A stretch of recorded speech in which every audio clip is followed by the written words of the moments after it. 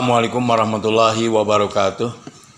Bismillahirrahmanirrahim. Alhamdulillahirabbil alamin. Wassalatu wassalamu ala sayyidina Muhammadin asyrafil mursalin wa ala alihi wa sahbihi ajmain, amma ba'du.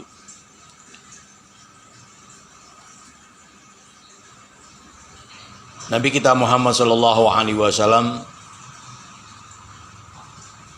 mengingatkan bahwa zaman sebelum kiamat ditandai dengan krisis kebodohan yang cukup parah. Kalau kita lihat dalam Sahih Bukhari,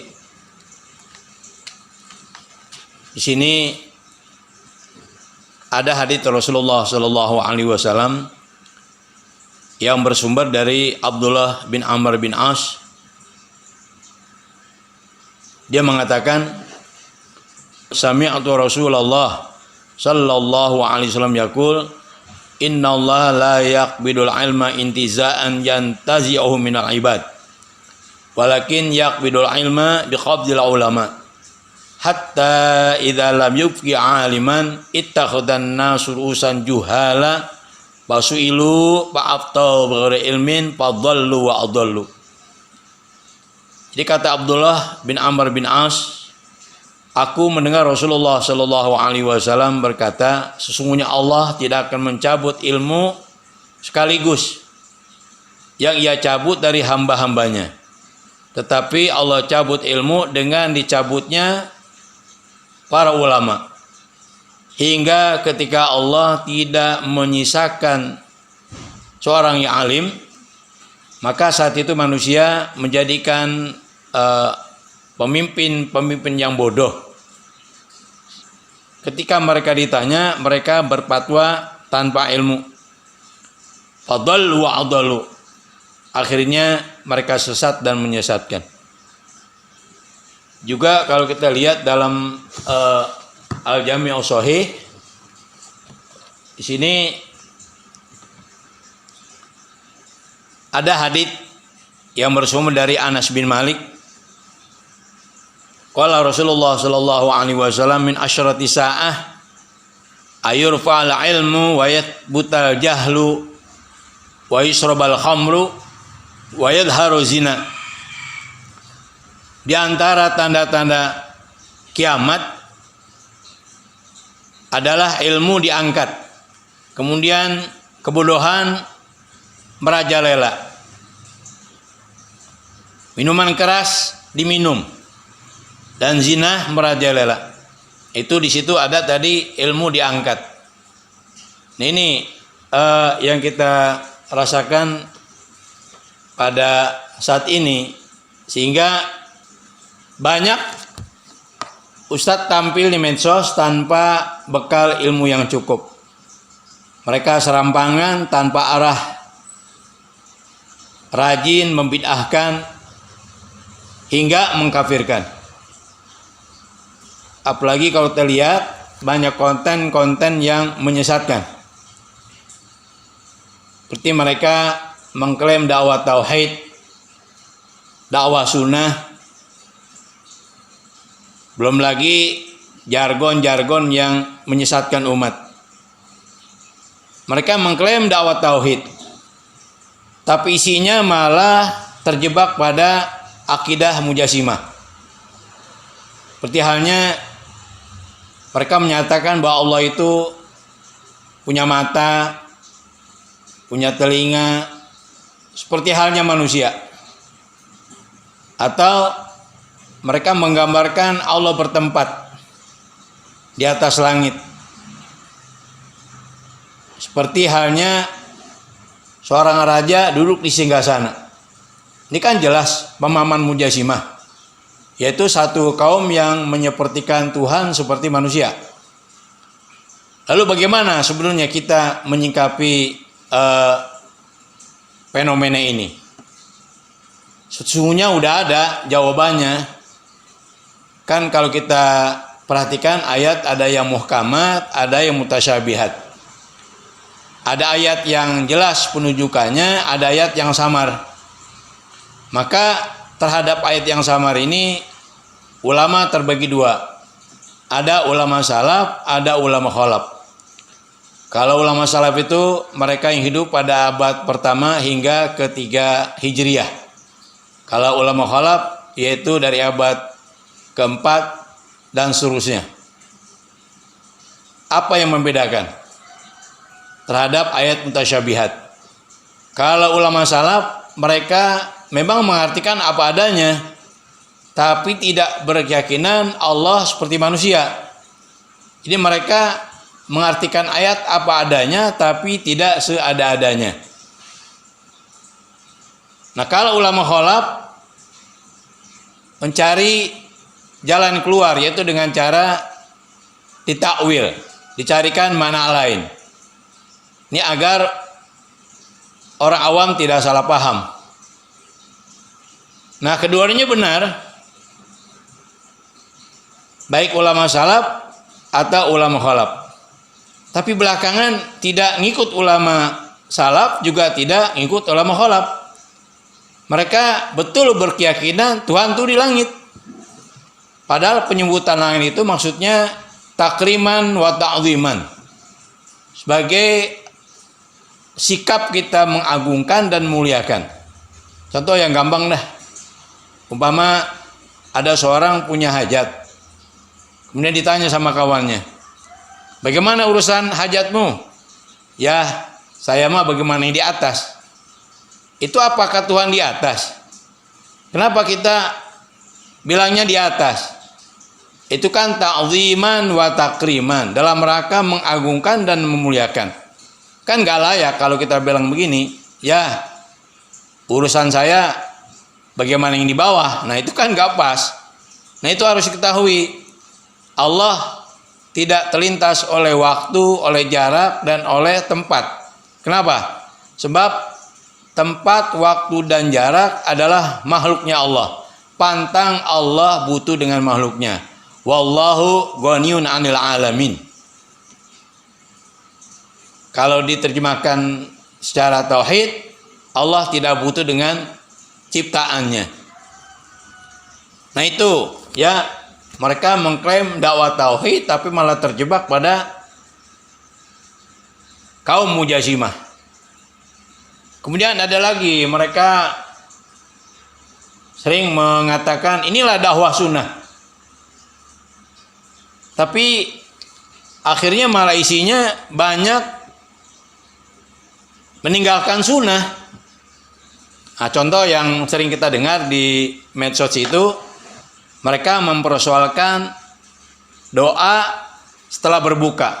Ini kan hal yang sudah masyhur di kalangan umat Islam, bahwa itu ada. Mereka mengatakan ini adalah hadis dhaif dan sebagainya lah. Sehingga mereka tidak mau mengamalkan hadis itu. Padahal kan kita kalau setelah berbuka, itu kan kita dianjurkan banyak berdoa. Ya, diantaranya yang sering kita baca, Allahumma laka sumtu wa bika amantu wa ala rizqika aftartu. Ya, kalau kita lihat ini dalam kitab Adhkar Nawawi, ini di halaman 205. Rawaina fi sunani Abi Daud wan Nasa'i an Ibnu Umar radhiyallahu anhuma kana Nabi sallallahu alaihi wasallam idza aftara qala dhahaba adh-dhama'u wa abtalatil uruq wa tabatal ajru insyaallah taala. Itu kan jelas ada itu doa setelah berbuka. Kemudian doa yang biasa kita baca, wa rawaina fi sunani Abi Daud an Mu'ad ibni Zahrah annahu balaghahu anna Nabiy sallallahu alaihi wasallam kana idza aftara qala Allahumma laka sumtu wa ala rizqika aftartu. Itu jelas ada dalam Sunan Abi Daud. Ya, persoalan mereka anggap dhaif kan boleh. Hadis dhaif digunakan buat fadhailul a'mal. Karena begini aja, kalau mereka tidak mau menggunakan hadis yang katanya dhaif ini, sementara kita dianjurkan banyak baca doa setelah berbuka, kira-kira mereka mau doa apa coba? Daripada ngarang-ngarang sendiri, lebih baik doa yang memang ada dalam hadis. Ada juga mereka masih mempersoalkan tentang kunut subuh. Padahal itu kan ada. Ya, kalau kita lihat dalam Sunan Abi Daud di hadis 1441 di sana dinyatakan anna nabiyya sallallahu alaihi wasallam kana yaqnutu fi sholati subhi. Bahwasanya Nabi sallallahu alaihi wasallam beliau berkunut pada sholat subuh. Ini jelas ada. Ya. Nah, kalau kita mentelaah mazhab Syafi'i, itu kan oleh Imam Syafi'i sendiri dinyatakan bahwa kunut itu sunnah abad. Artinya kalau ditinggal pun tidak membatalkan sholat, cuma disunatkan sujud sahwi. Jadi jangan bilang kunut itu nggak ada gitu. Bahkan jelas itu dalilnya ada dalam Sunan Abi Daud. Bahkan dalam kitab Al-Adhkar An-Nawawiyah, di sana disebutkan pada halaman 70, i'lam anal kunuta fi sholati subhi sunnatun lil hadis sahih. Ketahuilah bahwasanya kunut dalam sholat subuh adalah sunnah berdasarkan hadis sahih. An Anasin radhiyallahu anhu, yaitu yang bersumber dari Anas radhiyallahu anhu, anna Rasulullah sallallahu alaihi wasallam lam yazal yaqnutu fi subhi hatta farqa dunya. Sesungguhnya Rasulullah sallallahu alaihi wasallam senantiasa berkunut dalam sholat subuh hingga beliau wafat. Rawahul Hakimu Abu Abdillah fi Kitabil Arba'in wa qala hadisun sahih. Demikianlah diriwayatkan oleh Imam Hakim Abu Abdillah dalam kitab Arba'in dan dia menyatakan ini adalah hadis sahih. Kemudian seperti halnya tawasul, itu kan juga ada. Ya, kalau kita lihat ini tentang tawasul, seperti Nabi pernah mengajarkan kepada orang yang punya hajat. Nabi ajarkan baca doanya seperti ini. Allahumma inni as'aluka wa atawajjahu ilaika binabika Muhammadin nabi rahmah. Ya Muhammad, inni tawajjahtu bika ila rabbi fi hajati hadhihi fataqdili Allahumma syafi'hu fiyya. Ini kan jelas tawasul ada. Ya Allah, sesungguhnya aku mohon kepadamu dan menghadapmu melalui nabimu. Itu kalimat melalui itu jelas tawasul, yaitu Muhammad seorang nabi yang penuh belas kasih.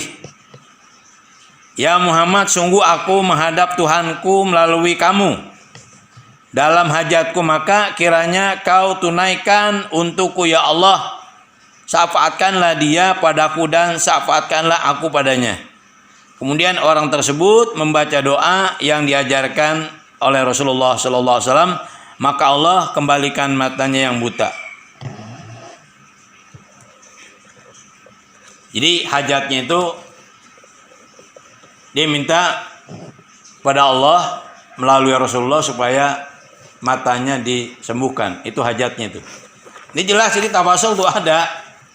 Dan kemudian mulut comel bilang tawasul bid'ah, syirik. Nah, karena mintanya bukan kepada Allah, mintanya kepada manusia. Salah pemahaman seperti itu. Orang tawasul tetap mintanya sama Allah. Cuma dia tahu diri ketika berdoa dicari orang yang pangkatnya lebih tinggi dari dirinya sendiri. Itu kan namanya tawadhu. Kan sering kadang-kadang kita kalau datang kepada seorang kiai, kiai doain saya dong. Kenapa nih nggak doa langsung? Sebab orang itu berkeyakinan sang kiai mungkin derajatnya lebih tinggi dari orang tersebut. Itu nggak apa-apa tawasul seperti itu. Ini ada orang mempermasalahkan tawasul nggak ada. Itu bid'ah, bahkan syirik. Nah kemudian seperti dzikir jahar ba'da sholat. Ini kan ada ya. Bahkan kalau kita lihat dalam kitab Adhkar Nawawi, itu di halaman 72. Wa fi riwayatin fi sahihaihima an Ibnu Abbas radhiyallahu anhuma anna raf'as sauti bi dzikri hina yansharifun nasu minal maktubah kana ala ahdi Rasulillah sallallahu alaihi wasallam. Dalam riwayat Sahih Bukhari dan Sahih Muslim yang akhir sanadnya dari Ibnu Abbas bahwa mengangkat suara zikir ketika manusia selesai sholat wajib itu ada pada masa Rasulullah Shallallahu Alaihi Wasallam.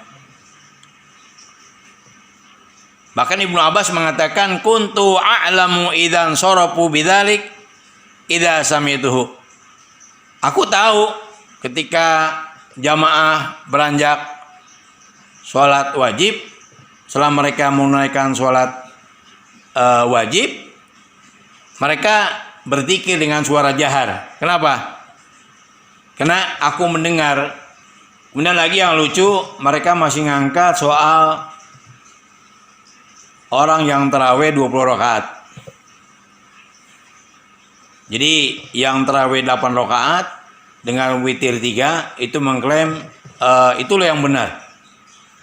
Padahal saya mondok dari kecil sampai saat ini mencari dalil tarawih 8 rakaat belum ketemu. Lalu itu hadits yang sumbernya dari Aisyah radhiyallahu anha itu bukan sholat tarawih, itu sholat witir. Ini kita lihat dalam Muwatta Imam Malik ada hadits riwayat dari Yazid bin Ruman. Dia mengatakan kana nasu yaqumuna fi zamani Umar bin Al-Khattab fi Ramadan bi 30 wa 20 rakaatan. Bahwasanya masyarakat saat itu melaksanakan tarawih pada zaman Umar bin Khattab di bulan Ramadan yaitu dengan jumlah rakaat 23 rakaat. Jadi 20 rakaat tarawih yang 3 adalah witir. Jadi jelas bahwa sholat tarawih 20 rakaat itu ada. Bukan kemudian yang melakukan 11 mengklaim paling benar, itu salah, bukan begitu. Dalam hadits yang diriwayatkan oleh Imam Baihaqi dan Imam Tabarani, kana Rasulullah sallallahu alaihi wasallam yusolli fi syahr Ramadan fi ghairi jama'atin 20 rakaatan wal witra. Dari Ibnu Abbas radhiyallahu anhu, Rasulullah sallallahu alaihi wasallam salat di bulan Ramadan tanpa berjamaah sebanyak 20 rakaat ditambah witir. Dan Imam Baihaqi dalam riwayat lain mengatakan kanu yaqumuna ala ahdi Umar bin Al-Khattab radhiyallahu anhu fi syahr Ramadan bi 20 rakaatan wa ala ahdi Utsman wa Ali radhiyallahu anhuma mithluhu. Para sahabat mendirikan sholat tarawih pada masa Sayyidina Umar radhiyallahu anhu di dalam bulan Ramadan sebanyak 20 rakaat. Dan pada masa Sayyidina Utsman demikian pula, juga pada masa Sayyidina Ali demikian juga 20 rakaat. Sikap Utsman bin Affan radhiyallahu anhu, Ali, Abdullah bin Mas'ud, Ibnu Abbas dan juga Aisyah radhiyallahu anha, mereka semua sepakat bahwa tarawih adalah 20 rakaat. Ketaatan mereka di belakang Imam Ubay bin Ka'ab atas perintah Umar bin Khattab radhiyallahu anhu dengan 20 rakaat merupakan bukti nyata bahwa perbuatan ini sesuai dengan sunnah Rasulullah Shallallahu Alaihi Wasallam. Apalagi ada hadits riwayat Ibnu Majah, Imam Ahmad bin Hambal, Imam Ad-Darimi. Di sana dinyatakan wa alaikum bisunnati wa sunnatil khulafai rasyidin al mahdina addu 'alaiha bin nawazid. Peganglah sunnahku dan sunnah para khulafai rasyidin yang mendapatkan petunjuk. Gigitlah sunnah tersebut dengan gigi gerahammu. Nah, yang menarik lagi seperti ngaji kubur, ya.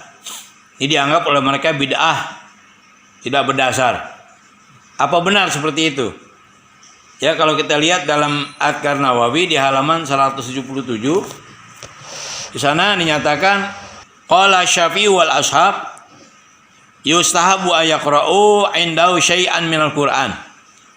Qalu fa in khatamal Qur'ana kullahu kana hasanan. Al-Imam Syafi'i dan ashabu Syafi'i, mereka menyatakan disunatkan setelah mayit dikubur dibacakan ayat Al-Quran. Bahkan mereka menyatakan kalau umpama dihantamkan Al-Quran itu lebih baik. Begitu juga mengenai talqin mayit. Warawayna fi sunani Abi Daud wal Baihaqi bi sanadin hasan an Utsman radhiyallahu anhu qala kana Nabi sallallahu alaihi wasallam idza faraqa min dafni mayyit waqafa alaihi faqala istaghfiru li akhikum wa sallallahu tatbit fa innal an yus'al. Kami meriwayatkan pada Sunan Abi Daud dan juga Imam Baihaqi dengan sanad yang hasan dari Utsman radhiyallahu anhu adalah Nabi Shallallahu alaihi wasallam apabila selesai menguburkan mayit, beliau berdiri di dekat kubur itu, kemudian beliau mengatakan, mintakan ampun untuk saudara kalian dan mintakanlah untuknya ketetapan iman, karena saat ini dia akan ditanya. Juga kalau kita lihat dari wasiat Ibnu Umar, di mana Ibnu Umar radhiyallahu anhu pernah berwasiat agar nanti kalau dia meninggal, dia minta dibacakan awal surah Al-Baqarah dan juga akhir surah Al-Baqarah. Wa rawayna fi Sunanil Baihaqi bi isnadin hasan anna Ibnu Umar istahabba ayuqra'a 'alal qabri ba'da dafni awwalu suratil Baqarah wa khatimatuha. Kami meriwayatkan dalam Sunan Baihaqi dengan sanad yang baik, sesungguhnya Ibnu Umar beliau senang, suka apabila dibacakan awal surah Al-Baqarah dan akhir surah Al-Baqarah di atas kuburnya setelah beliau dikuburkan. Jadi tolonglah dikoreksi dulu, jangan asal bunyi ya berfatwa. Mana dasarnya gitu. Jangan sekarang nih kebanyakan orang dakwah tanpa dalil sekarang. Nah itu hal-hal yang sebenarnya nggak perlu lagi diangkat ke permukaan. Sampian seneng kerjain, sampian nggak seneng ya jangan dikerjain, jangan kemudian ngatain orang yang melakukan amaliyah tersebut. Ya, tuh ada juga jargon-jargon yang menyesatkan umat. Seperti contoh begini, kamu ikut Al-Quran apa ikut ulama? Kamu ikut hadits apa ikut ulama? Ini buat orang awam ini jebakan Batman, ini bisa parah. Jelas orang awam akan mengatakan ya kami ikut Al-Quran bukan ulama, kami ikut hadits bukan ulama. Oh ini kan jargon yang menyesatkan nih. Padahal jawaban sesungguhnya adalah kita ikut ulama yang punya kompetensi untuk menafsirkan Al-Quran. Kita ikut ulama yang punya kompetensi untuk menjelaskan hadits. Jadi nggak bisa kita langsung ke Al-Quran tanpa ada orang yang menjembatani kita. Inilah di antara jargon yang menyesatkan umat. Belum lagi kalau kita lihat lagi klaim-klaim ya dalam seperti kasus bisnis lah. Ini lucu aja gitu ya, ada dijual kebun syar'i. Ini maksudnya kebun syar'i apa? Apa di kebunnya itu ada pohon korma? Emang kapan pohon korma masuk Islam? Pakai ada kebun syar'i segala. Udahlah bisnis aja, jangan kemudian pengen untung dengan mengatasnamakan agama. Ada lagi celana syar'i. Ini apa-apaan seperti ini. Ada lagi seperti saya pernah lihat tuh ada sandal syar'i. Ini apa maksud sandal syar'i? Oh ini kan hal-hal yang lucu barangkali ya. Belum lagi pernah ada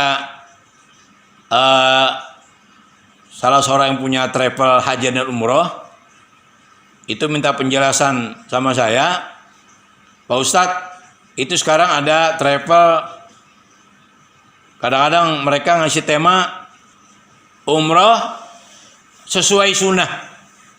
Ini apa Pak Ustadz maksudnya? Itulah kadang-kadang banyak travel yang konyol ya, supaya banyak pesertanya, banyak ikut, kemudian mengaburkan orang. Emang selama ini yang kita lakukan bukan umroh sesuai sunnah.